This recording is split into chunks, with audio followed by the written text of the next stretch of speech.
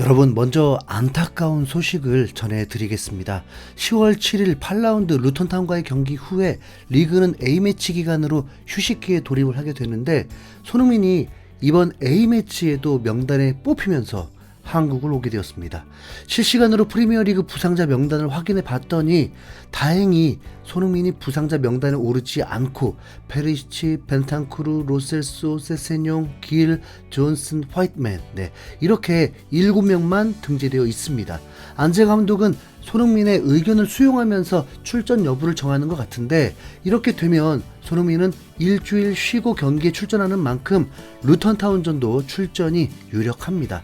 손흥민이 아스날, 리버풀전 모두 이른 시간에 교체가 되었다 보니까 걱정하는 분들이 정말 많았고, 이구 동성처럼 이번 A매치에는 한국에 오지 않길 바랬는데 눈치 없는 클리스만은 강행했습니다.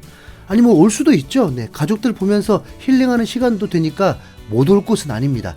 최소한 베트남전에서만이라도 출전 안 시키면 그래도 클린스만 이미지 1% 올라갑니다.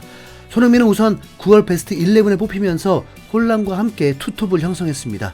손흥민은 최근 리버풀전 이후에 디애슬레틱에서 집중적으로 다루면서 화제가 되기도 했는데, 올 시즌 토트넘에는 많은 변화가 있었다. 새로운 감독, 새로운 플레이 스타일, 새로운 주장, 그리고 새로운 9번 손흥민이 등장했다.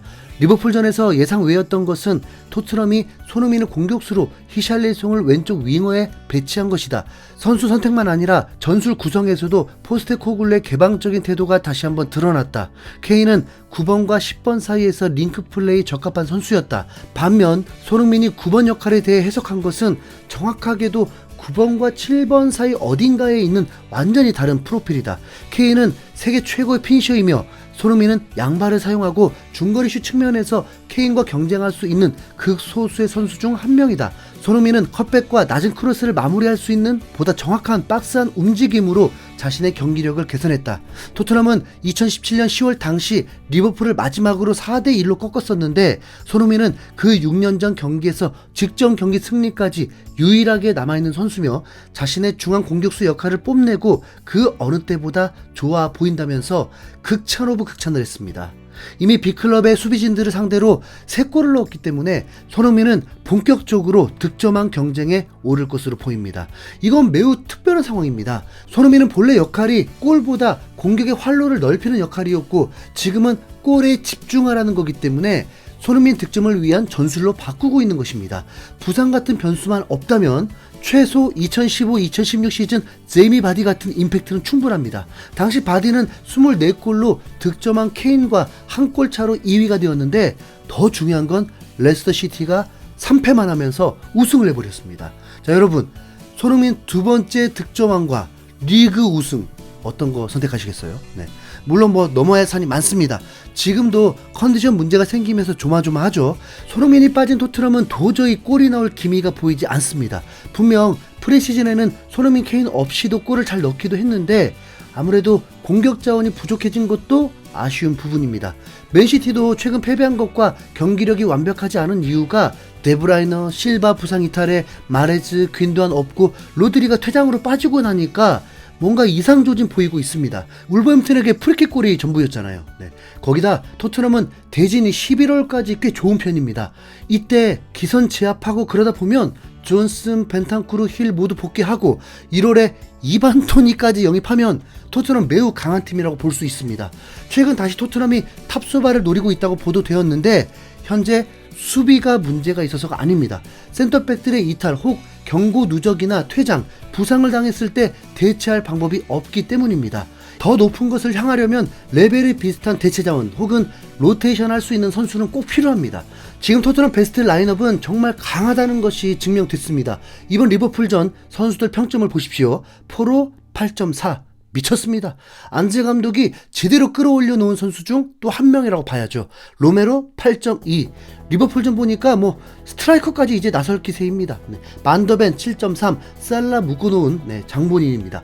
우도지 7.6, 비수마 7.9, 심지어 히샬리송 완벽한 어시스트로 8.2 받아버릴 정도였습니다. 이 평점이 루턴타운전에서 나온 게 아니라 리버풀전에서 나온 평점입니다. 거기다 비카리오, 미친 선방까지. 디 애슬레틱 보도대로 히샬리송, 손흥민 동시 출전에 포지션을 바꾼 거 하나만으로도 엄청난 성공이었습니다. 이런 선수들이 부상 없이 시즌을 치른다고 보십시오. 자, 반더벤은 인터뷰를 통해서 현재 분위기를 전했는데, 이번 시즌 우리가 우승 후보라고 말하기에는 아직 이르지만 계속 밀고 나가면서 지켜볼 것이다. 우리는 최고를 원하기 때문에 어디에서 끝날지 지켜볼 것이다. 어떤 팀도 두렵지 않다. 계속 우리의 방식으로 플레이할 것이고 지금보다 더 발전할 수 있기를 바라면서 계속 밀고 나갈 수 있기를 바란다. 챔피언스 리그는 우승 다음으로 가장 높은 곳이므로 당연히 원한다. 가장 큰 대회인 만큼 당연히 우리의 시즌 목표이기도 하다. 처음부터 엔제 포스토코글루 감독의 비전을 믿었고 팀 퀄리티를 봤는데 정말 좋았다. 경기장과 훈련장에서 제임스 메디슨과 같이 새롭게 합류한 선수들과 함께 뛰는 걸 보면 알 수 있다. 어떻게 될지는 알 수 없지만 좋은 시즌을 보낼 수 있을 거라고 믿었다. 라커룸 분위기가 정말 좋다. 팀 전체 정신력이 정말 좋았다고 생각한다. 우리는 계속해서 밀었다. 상대가 레드카드를 한두 장 받으면 더 쉬워질 거라고 생각할 수도 있지만 리버풀을 상대하면 좋은 팀이라는 걸 알 수 있다. 리버풀은 10명, 9명이 경기장에 있을 때 더 힘들게 만들었다.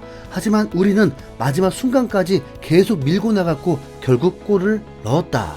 이렇게 현재 토트넘 분위기를 전했습니다. 자, 참고로 다이어 요리스는 명단 제외니까 라커룸에 없었겠죠. 선수들이 원팀까지 되어 있으면 이건 고공행진이죠. 이 퀄리티는 레스터시티 우승 같은 기적을 꿈꾸는 게 아닙니다. 토트넘의 도전이 비현실은 아니라는 거죠. 선수들의 몸값도 상당합니다. 이미 포백 라인만 봐도 우도기는 이미 몸값 급상승할 분위기고 포로, 로메로, 반더벤만 평균 700억입니다. 비수마는 약 3천만 파운드로 토트넘에 왔는데 당시 너무 싼 금액이었다면서 전문가들도 놀랐기 때문에 지금 계속 베스트 11에 들고 있는 선수라면 최소 2배 이상의 가치의 선수입니다. 사르는 애매하지만 지난 시즌 대활약했던 벤탄쿠를 넣어보면 이미 5천만 파운드 이상의 가치라고 보도가 되었기 때문에 미드필더 이정료도 평균이 700억이 넘는 겁니다. 거기다 900억 히샬리송에 800억 존슨에 월드클래스 손흥민에 어떤 일이 벌어져도 이상할 일은 아니죠. 게리 네빌은 토트넘이 우승 후보라고 보진 않는다고, 어려움이 있을 거라고 하면서도 좋은 시즌을 보낼 것 같다고 전망했습니다. 레스터시티 우승은 당시에 빅클럽들이 리빌딩 중이었고 지금은 맨시티, 리버풀, 아스날에 뉴캐슬, 브라이튼, 아스톤빌라, 맨유까지 어려운 팀들이 더 많아서 또 다른 기회가 됩니다. 얽히고 설키면서 팀들이 승패를 나눠 먹다 보면 기회가 찾아올 수 있습니다. 토트넘이 무너지느냐 무너지지 않느냐는 결국 선수들의 부상 이슈가 생길 때입니다. 맨유, 첼시 같은 상황이 토트넘에 찾아온다면 어느 팀이라도 답 없죠. 토트넘이 우승 후보가 아니라고 하는 건 시즌이 길어서 뎁스가 얇은 토트넘이기 때문에 변수들이 생길 거라고 하는 겁니다.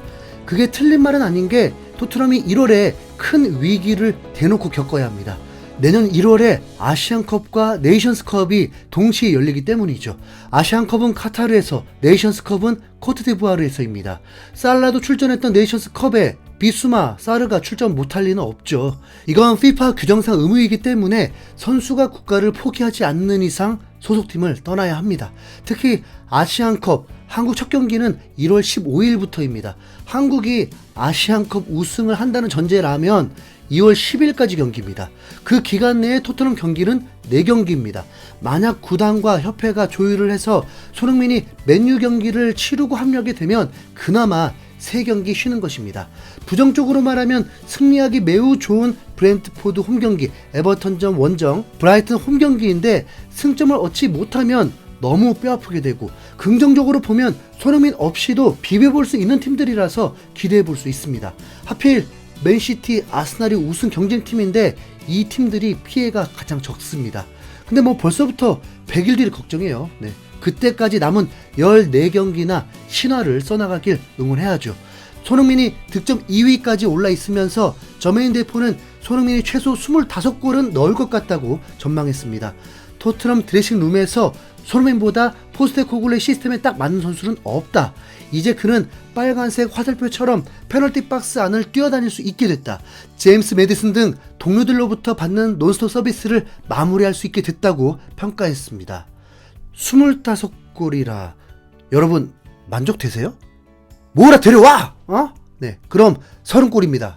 전문 스트라이커는 골 넣는 게 역할이잖아요. 그렇게 케인 미뤄졌기 때문에 케인이 레전드 반열에 오른 것도 맞잖아요. 네, 손흥민에게도 그 역할로 밀어줘 보십시오. 우리는 손흥민 시대의 상상 그 이상의 광경을 또 목격하는 산증이 될 것입니다. 이상 흰수염고래였습니다. 감사합니다.